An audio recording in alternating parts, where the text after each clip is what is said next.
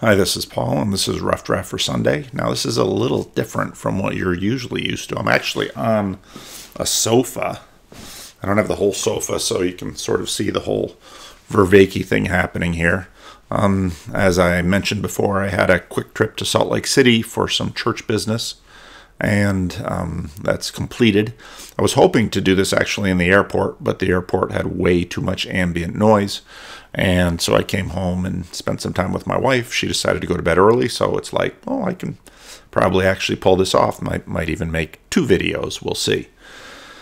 But this is the rough draft, and it's pretty rough because I've been traveling. It's been a busy week, so I'll have to get up especially early Sunday morning and figure it out for the church. But let me know what you think. Hopefully the sound is okay.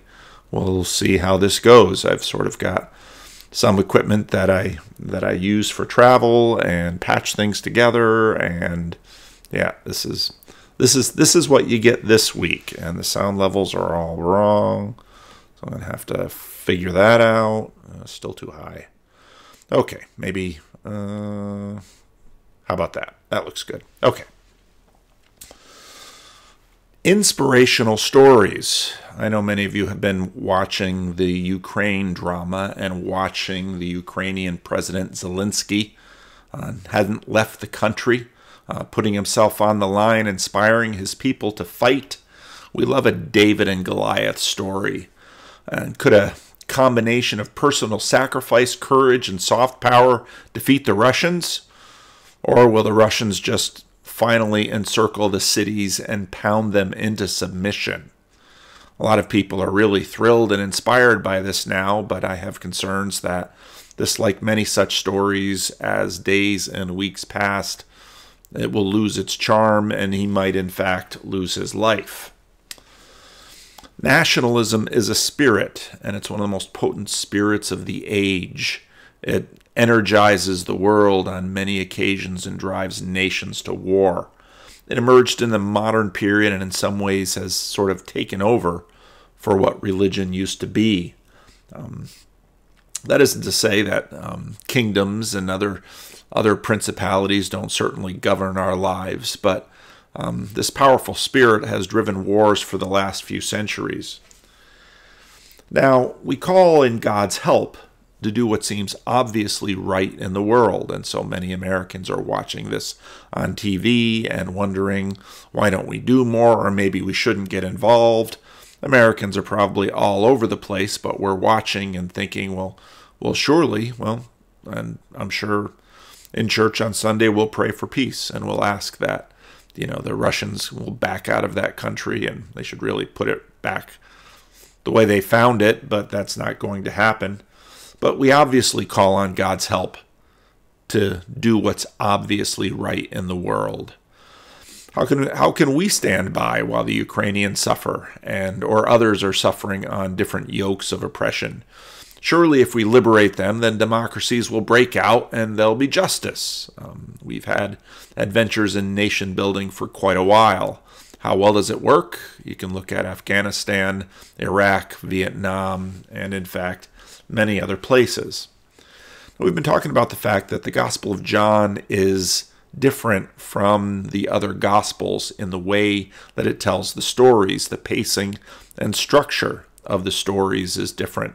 The Gospel of John has a bunch of little vignettes that John goes through, and we get attached to these characters, and we get a sense of the characters, and we get a sense of the drama in a very up-close and personal way, sometimes one-on-one with people, sometimes one-on-one with the crowds or the religious leaders. That tends to be how the Gospel of John rolls out the story. Now, the people there have their eyes on the culture war. How do we see God's holy people and God's holy land liberated? And that's very much what the people are working on. And why won't God deliver his people? And then, of course, once they get a sense of Jesus' power, will Jesus use his power to liberate God's holy people and God's holy land from the Romans? Now, sometimes it's a little anachronistic, but not wholly unfair.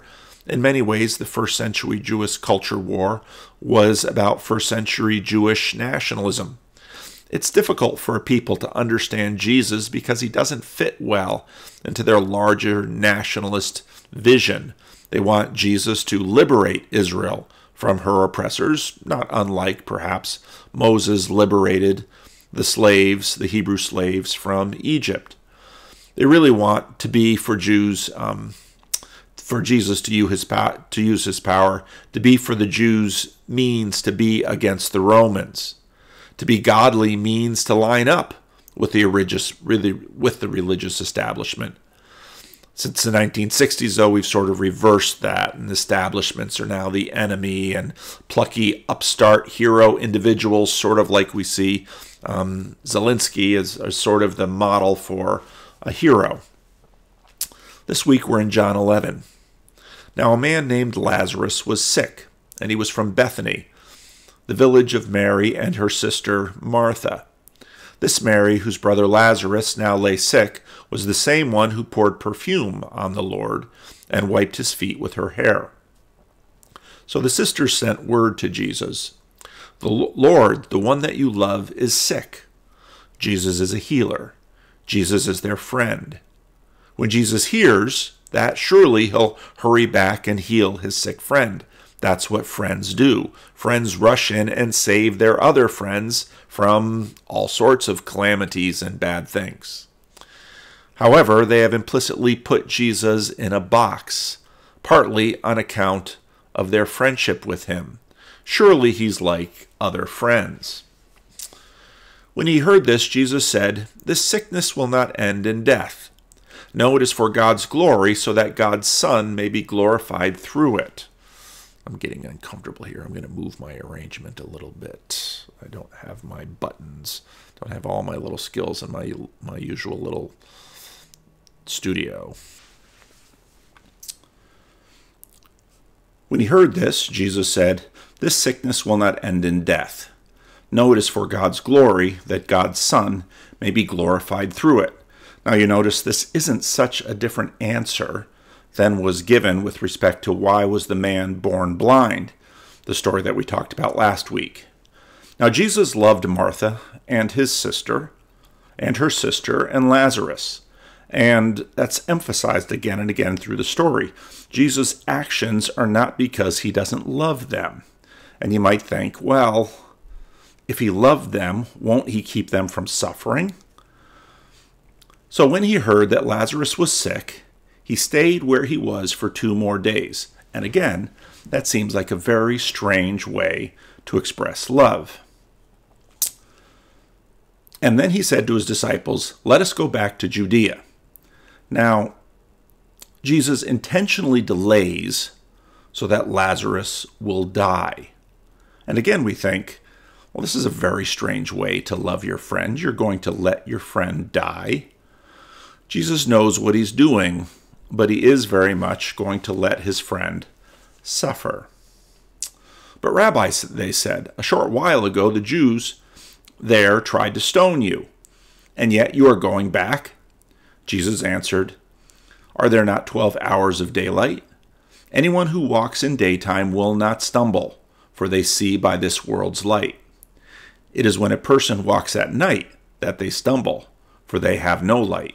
If you remember last week again, Jesus is the light of the world. John builds these themes through the book. Even though what Jesus is about, nobody understands. He's sort of in their zone of proximal faith development. After he had said this, he went on to tell them, "Our friend Lazarus has fallen asleep, but I am going there to wake him up." His disciples replied, "Lord, if he sleeps, he will get better." Jesus had been speaking of his death, but his disciples thought he meant natural sleep. So he told them plainly, "Lazarus is dead. And for your sake, I am glad I was not there." That's such an interesting thing to say. It's almost as if Jesus sort of knows himself and knows that if he were there, he could hardly have bared to watch his friend die. But he stays away so that he does. "But let us go to him." Then Thomas, also known as Didymus, said to the rest of the disciples, Let us also go that we may die with him. And again, it's sort of hard to read the context as he being sort of an Eeyore here, but it's clearly the case that Jesus is putting his life on the line and that of his disciples in going back down to Judea. Jesus has intentionally set up this scenario, and he probably in some ways didn't even need to be notified of Lazarus' illness. On his arrival, Jesus found that Lazarus had already been in the tomb for 4 days. Now Bethany was less than 2 miles from Jerusalem, and many Jews had come to Mary and Martha to comfort them in the loss of their brother. When Martha heard that Jesus was coming, she went out to meet him, but Mary stayed at home. Lord, Martha said, I'm going to make this a little bit bigger. All these tweaks because I'm not in my office.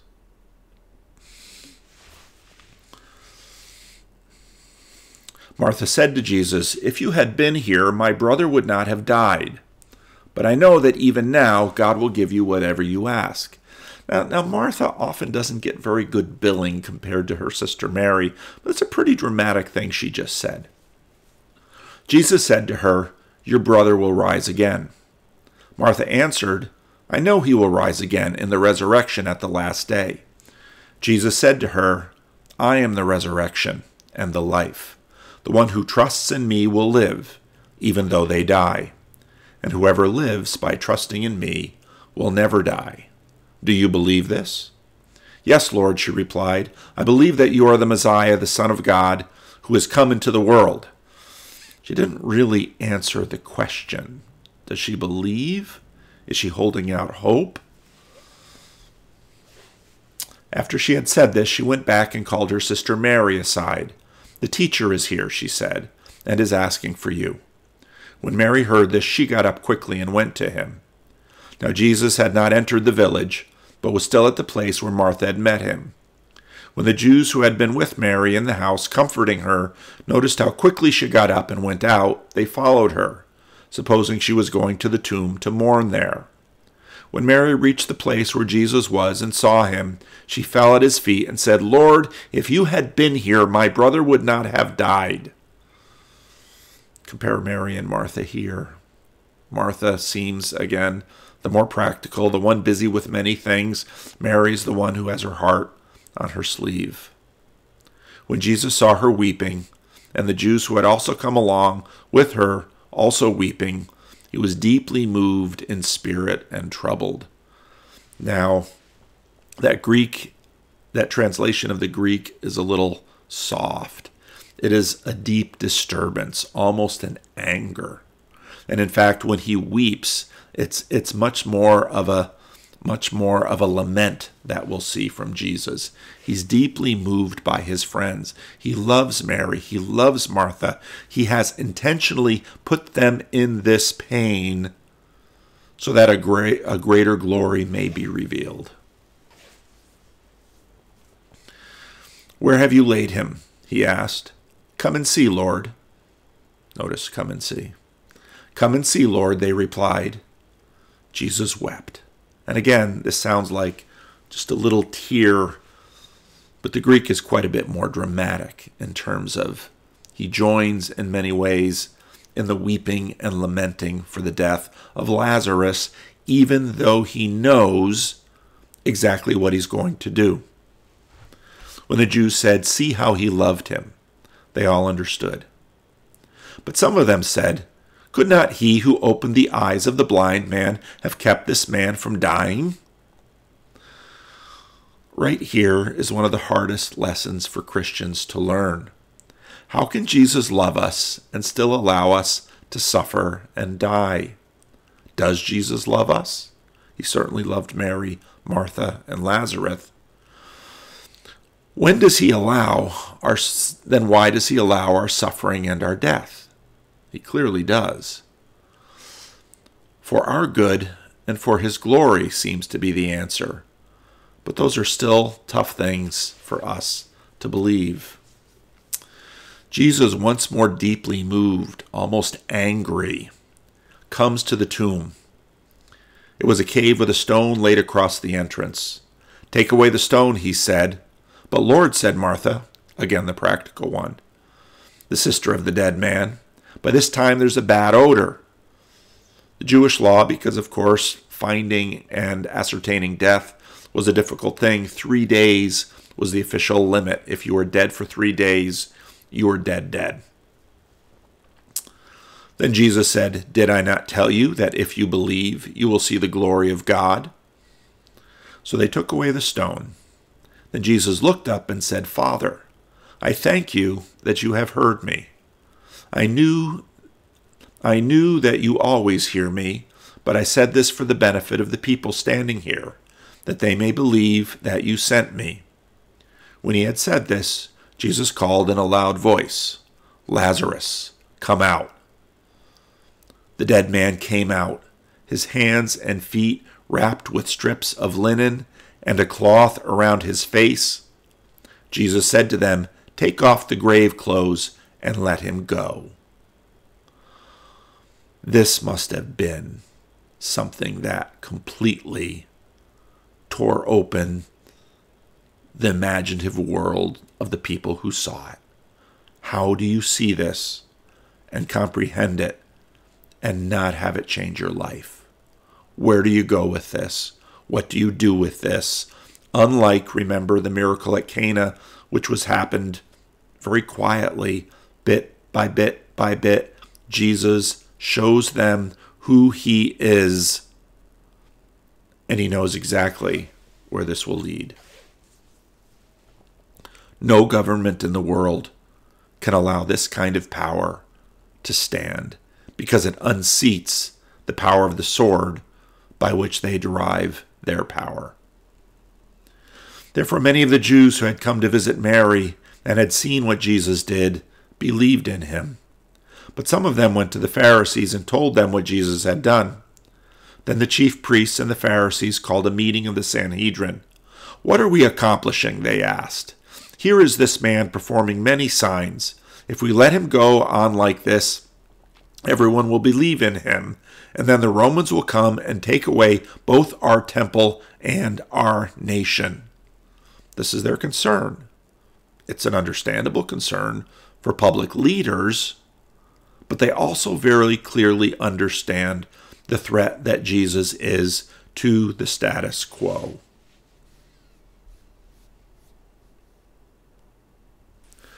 Jesus has revealed that he is more dangerous than the neutron bomb. Their focus is on their national culture war of liberation of God's holy people and God's holy land. And Jesus' war of liberation, they really can't seem to understand. Then one of them, named Caiaphas, who was the high priest that year, spoke up. "Do you know nothing at all? Did you not realize that this is better for you that one man die for the people than that the whole nation perish?" He did not say this on his own, but as high priest that year, he prophesied that Jesus would die for the Jewish nation, and not only for that nation, but also for the scattered children of God, to bring them together and make them one. So from that day on, they plotted to take his life. Therefore Jesus no longer moved about publicly among the people of Judea. Instead, he withdrew to a region near the wilderness, to a village named Ephraim, where he stayed with his disciples. When it was almost time for the Jewish Passover, this is the third one. Remember the Gospel of John. The Gospel of John is telling times by Passover. The first Passover, the second Passover, and this is the third. Many went up from the country to Jerusalem for their ceremonial cleansing before the Passover. They kept looking for Jesus as they stood in the temple courts, and they asked one another, "What do you think? Isn't he coming to the festival at all?" But the chief priests and the Pharisees had given orders that anyone who found out where Jesus was should report it so that they might arrest him. Our imaginations are filled with holy victories. Maybe the Ukrainians will hold out. Maybe Zelensky will be able to mobilize his people, and against all odds, they'll hold back the Russians, and the Russians will have to pull out in humiliating defeat. Won't killing the bad guys and helping the good guys fix the world? But those who live by the sword die by the sword, sometimes with victory and honor, often with death. Yes, Jesus loves you, but that doesn't mean he won't keep you from suffering, or he'll make all the good guys win and all the bad guys lose. Would Mary, Martha, and Lazarus has preferred that this never happened? Have you ever asked yourself that question? Do you think they learned something from this glory-filled moment and this glory-filled suffering that Jesus put them through? Jesus suffers with us. It's all through this story until we get to the climax in the Passover where Jesus suffers for us. The man of sorrows came to turn suffering into glory. And he came not so you might not suffer, but that in our sufferings we could become like him. A leader's willingness to suffer and to die for his people is an echo of Jesus' leadership. In this age, inspirational moments may arise, but they won't last. Even Lazarus died again. The resurrection tells us that sacrifice is not fruitless or futile. Christ's resurrection is the first fruit of the resurrection we anticipate. What sufferings do you need to give over to him? Are you frustrated with Mary and Martha at his seeming delay? Do you identify with Jesus' anger and frustration at the grave of a friend that he knew he would empty in the next moment? Do you need to ask for faith and strength that he loves and weeps and is able?